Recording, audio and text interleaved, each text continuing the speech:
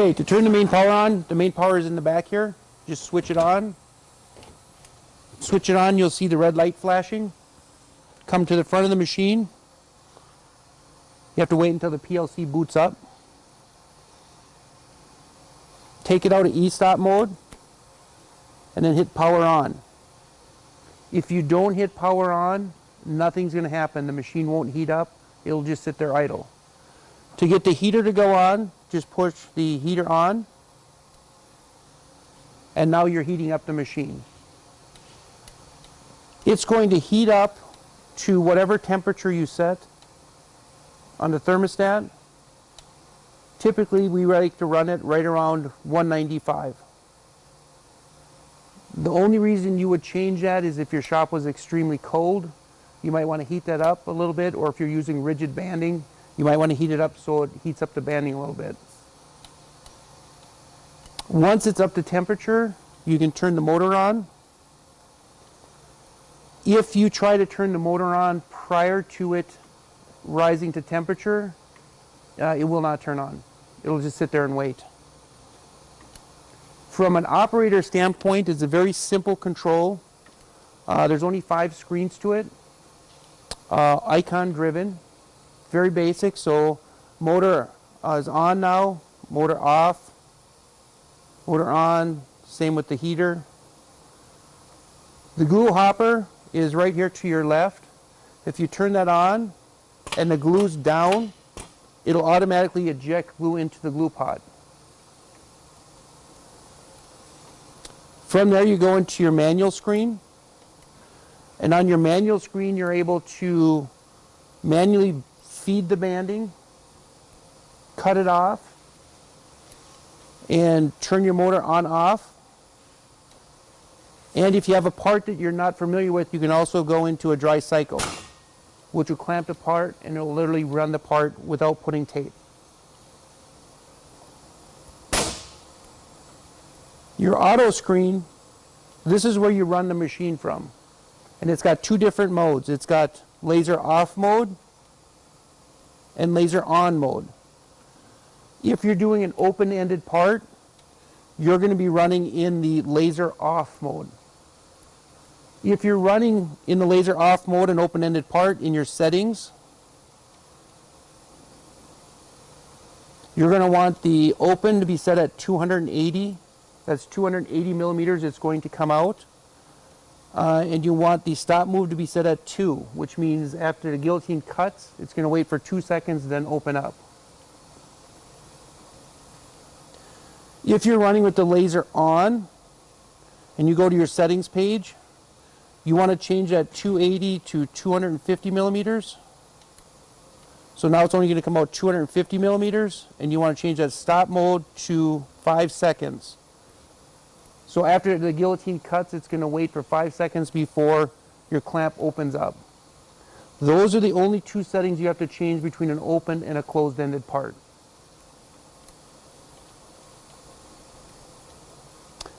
This next screen is once you get the length of your part determined or the butt joint determined, you can save those settings back here in what they call a recipe page. All you do is hit from PLC and it'll put all the numbers right in this line. So I'd go next down, next down, next down, from PLC, went into the line, and then I can go in here and name it whatever I want.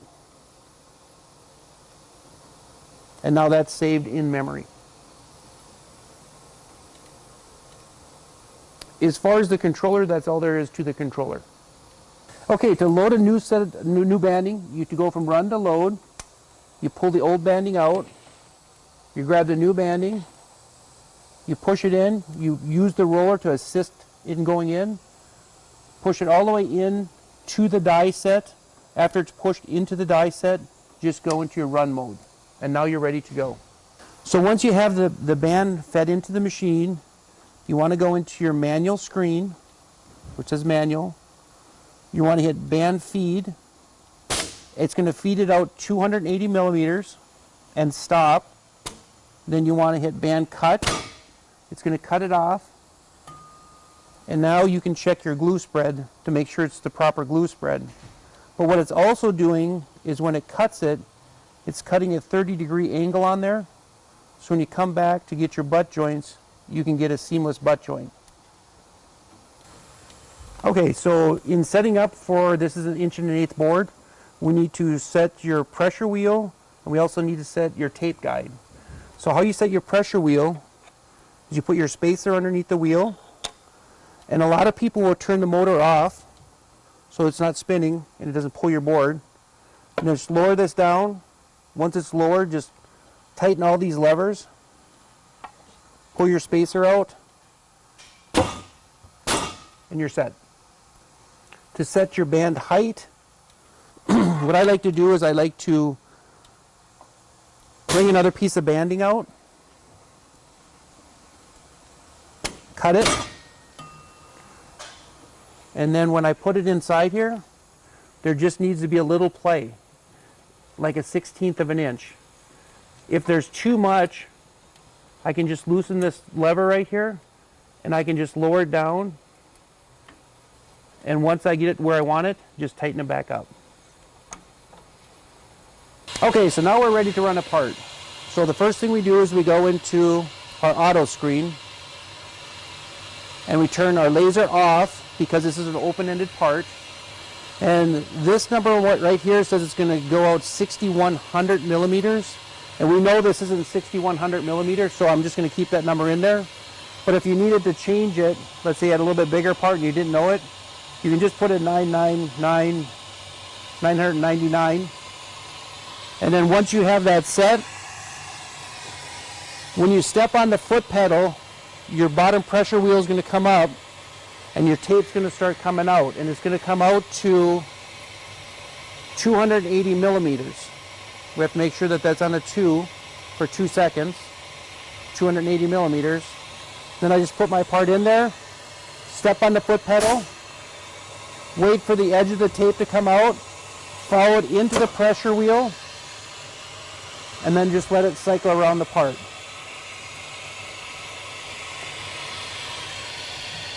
When this trailing edge gets to the middle of this wheel right here, you're going to want to hit the foot pedal again to cut the tape.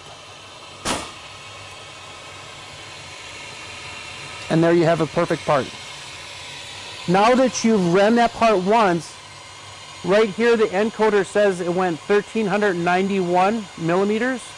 So now you can just put in 1,391. And now if you run the next part of this size, you only have to hit the foot pedal once. All right, now we're going to do a closed-ended part.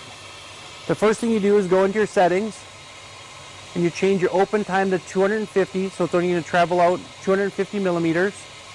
And now you want your stop move to be set at 5. So 5 seconds after the guillotine goes, the pressure wheel will open up. When you hit your laser on, you'll notice this number switches to a very low number. This number is the millimeters it's going to count after it sees the leading edge. Right now we're just going to guess 61 millimeters, and we're going to run just a test sample.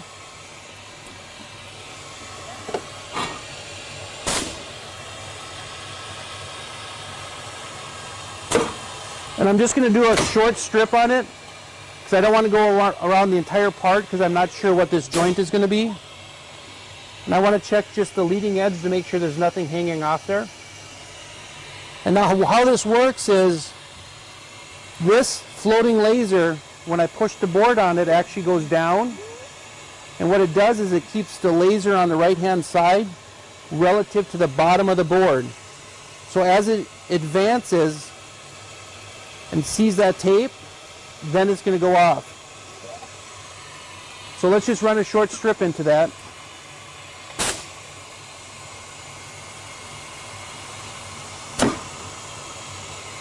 Just want to make sure those both wheels are touching.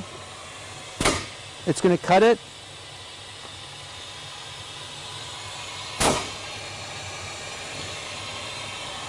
And then you inspect the joint. And if it's perfect like that, then you don't touch it. That was totally a great guess, by the way.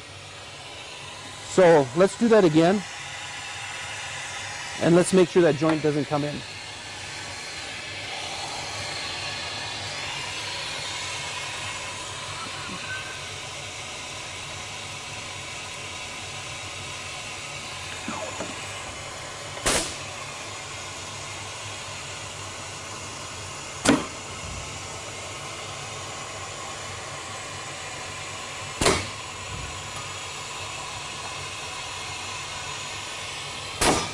So most likely when you're doing your first joint, you're probably going to either have a gap like this, or it's going to be overhanging.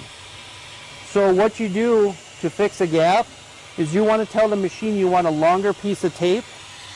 So you just go to here and you increase, and I'm increasing it by 1/10.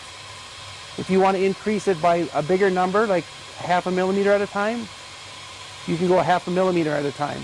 This is the increment in which it's going to move, and then this will be affected by your plus or minus. So we're going to bring it back down to 0.1. There's a very small increment, and we're going to run another piece into that.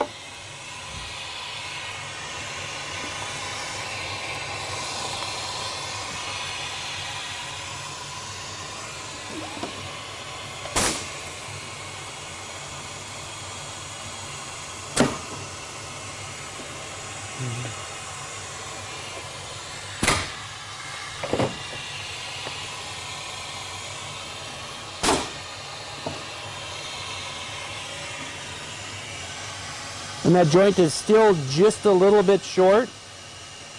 And I'm going to say that's short by 3 or 4/10.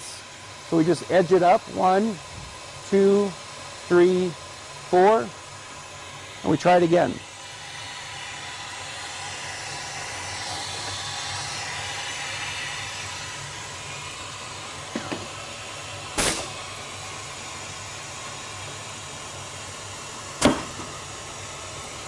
Making sure it's touching the back here.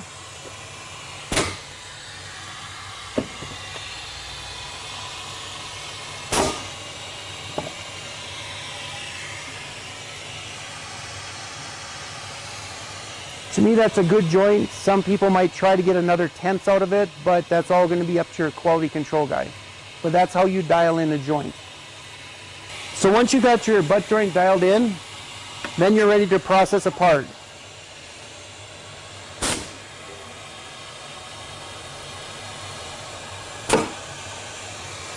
And it's very important when these corners come out and this swings around that you just lay it into the second wheel like this,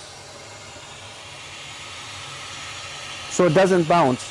If I didn't do that, I'll show you what happens. You see it bounce?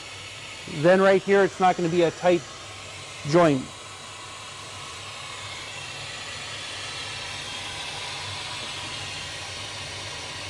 So what you want to do is just bring it around and then just lay it right into this wheel so it doesn't bounce.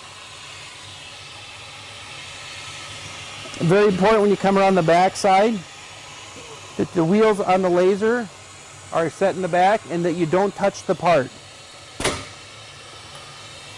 Okay, so with the trimmer, if you open up the trimmer by stepping on the left pedal, you're going to see this shoe right here.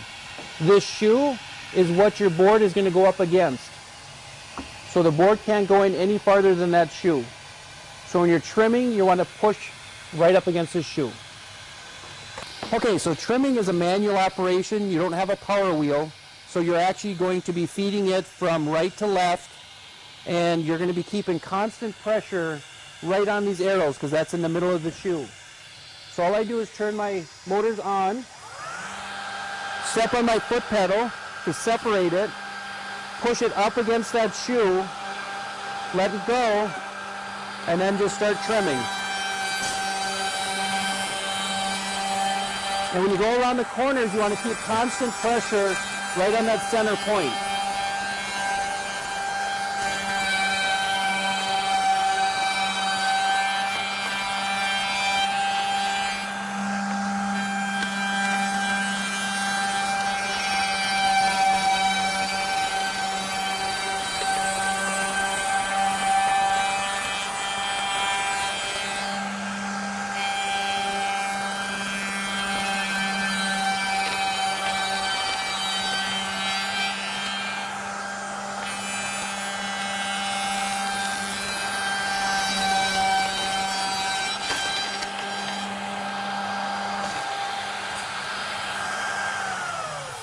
And we are running without dust collection, otherwise all this would have been sucked up.